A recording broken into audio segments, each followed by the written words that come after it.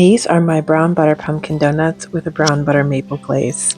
Fluffy and perfectly spiced, and that brown butter makes them so much better. I start by browning my butter so that it can cool a little bit while the rest of the batter comes together. You want to make sure that you remove it from the heat as soon as it's brown so that it doesn't burn. And we'll use most of this brown butter for our donuts, but we'll save a little for the glaze. The donut batter is really easy to make. You just need flour, baking powder and baking soda, pumpkin pie spice, and salt, and then just whisk that all together. For the wet ingredients, just combine brown sugar with your brown butter, add in your eggs and a little bit of vanilla, and then add a can of pumpkin puree. It should be the 100% pumpkin, not the pumpkin pie filling. So our wet ingredients are well combined, then we're just going to add in our dry ingredients gradually. I like to do this a little bit at a time so that I don't overmix the batter. Just mix until the flour is just incorporated. Spray your donut pan with some baking spray, and you can cut the corner of a freezer bag or just use a piping bag to get your donuts in there neatly. While your donuts are cooling, you can make my favorite part, the maple brown butter glaze. Just combine powdered sugar, maple syrup, your leftover brown butter, some milk, vanilla, and salt. Then just dip your donuts in and let them set. You can grab this full recipe on my site, ShanaeToday.com.